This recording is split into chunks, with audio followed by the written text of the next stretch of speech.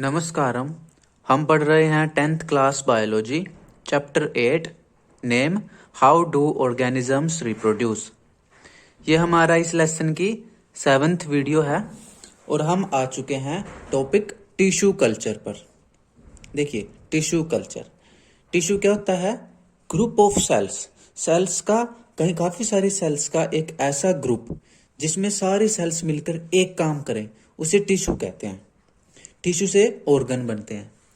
तो जैसे टॉपिक का नाम है टिश्यू कल्चर, इसमें हम क्या करते हैं? लैब्स के अंदर, लेबोरेटरीज के अंदर टिश्यू को ग्रो कराते हैं, टिश्यू को न्यूट्रिएंट देते हैं, उनको टेम्परेचर देते हैं, उनको केयर करते हैं और उसको ग्रो कराते हैं, जिसमें टिश्यू की सेल्स डिवाइड करती रहती है। तो इसको पढ़ते हैं। In tissue culture, new plants are grown by removing tissue or separating cells from the growing tip of a plant. कि टिश्यू कल्चर के अंदर हम प्लांट्स के अंदर टिश्यू कल्चर कैसे करते हैं?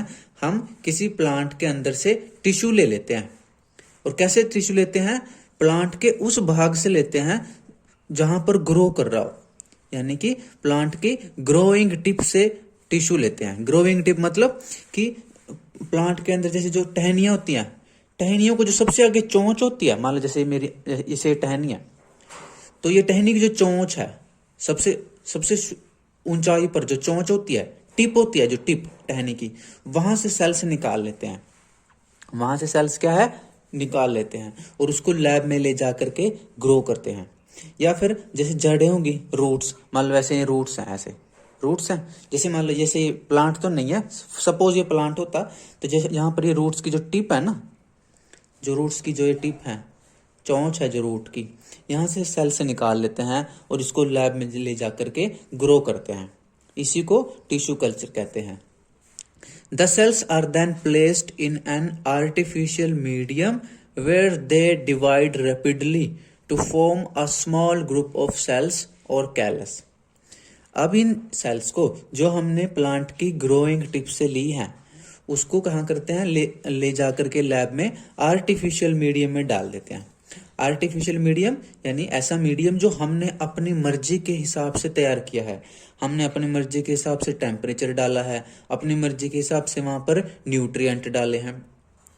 तो वहां पर ये जो सेल्स होती हैं प्लांट की, ये रैपिडली यानी बड़ी तेजी से डिवाइड करती है और क्या बनाती है? ग्रुप ऑफ सेल्स बना लेती है। एक गुच्छा सा बना लेंगे सेल्स का, उसको क्या कहते हैं? कैलस। तो वो सेल्स जो हमने प्लांट से ली थी, वो डिवाइड करने के बाद कैलस बना लेती हैं। कैलस क्या है? A small group of cells. Callus क्या होता है? अनडिफरेंशिएटेड मास ऑफ सेल्स, यानी कि अभी ये सेल्स क्या है? डिफरेंशिएटेड नहीं हुई हैं, सारी एक जैसी सेल्स हैं। The callus is transferred to another medium containing hormones for growth and differentiation.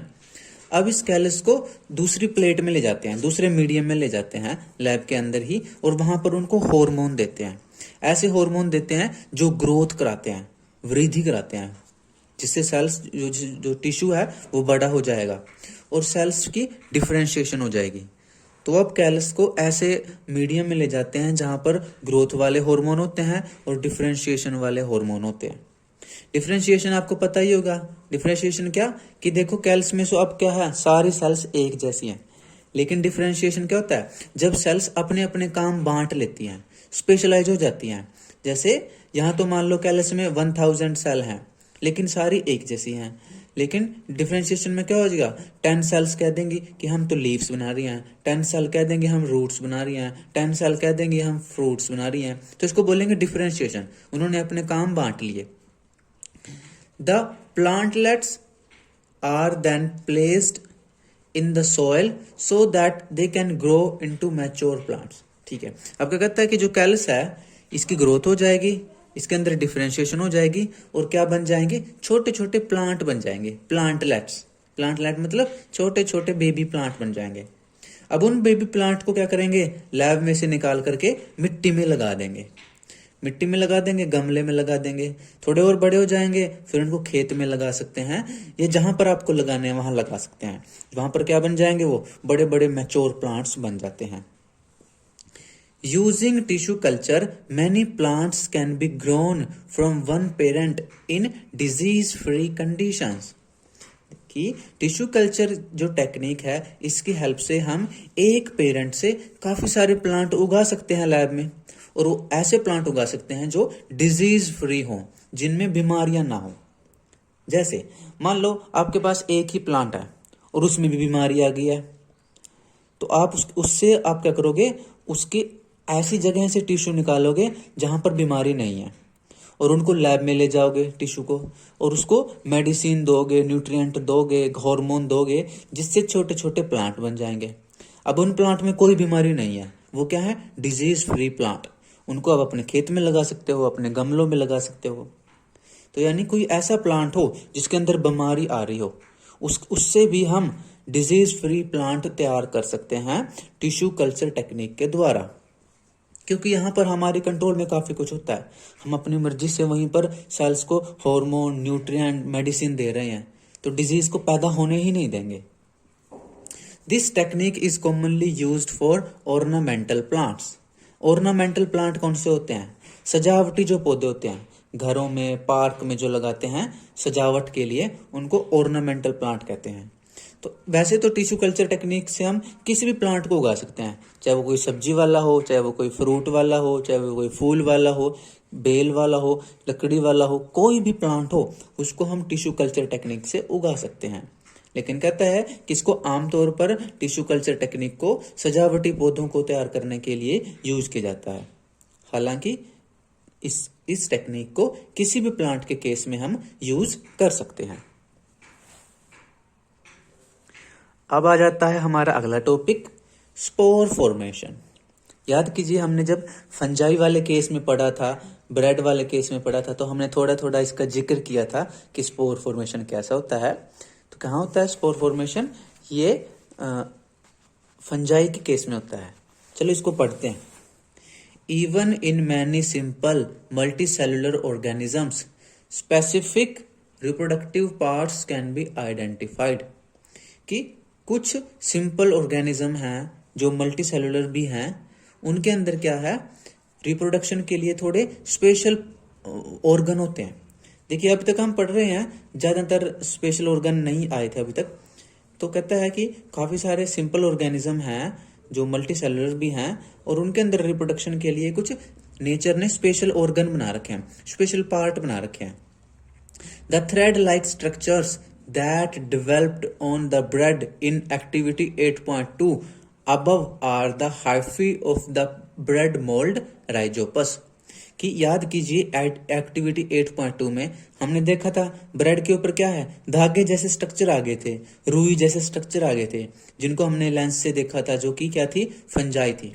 कहता है उसमें जो धागे जैसे स्ट्रक्चर होते हैं उनको क्या कहते हैं, हाइफी कहते हैं। हाइफी देखो यहाँ पर दिखा भी रखा है, जो स्ट्रक्चर है वही, ये जो धागे जैसे हैं ये हाइफी होती है। कहाँ उगाई थी ये, ब्रेड के ऊपर उगाई थी। ठीक है, उस फंजाई का नाम होता है ब्रेड मोल्ड, या इसका दूसरा नाम है rhizopus. They are not reproductive parts. ये क्या है, जो ये हाइफी हैं ये रिप्रोडक्टिव पार्ट नहीं होते।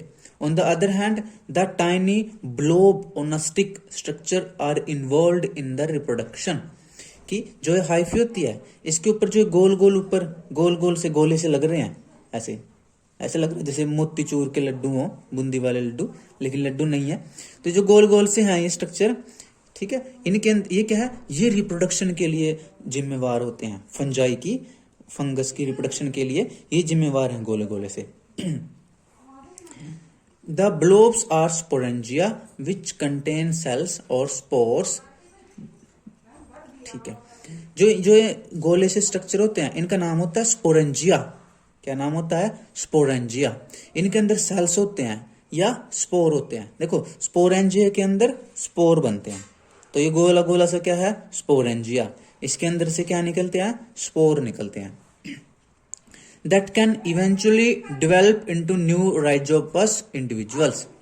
कि अब ये जो जब ये राइजोपस मैच्योर हो जाती है, ये जो गोला है स्पोरेंजिया ये फट जाता है और इसमें से स्पोर निकल करके हवा में उड़ जाते हैं, और अब ये स्पोर उड़ते रहते हैं उड़ते रहते हैं उड़ते रहते हैं, दोबारा कहीं इनको ब्रेड मिलेगा, रोटी मिलेगी या कोई फूड मिलेगा, उसके ऊपर जाकर के स्पोर चिपक जाते हैं और वहां ग्रो करके दोबारा से फिर राइजोपस तैयार कर देते हैं।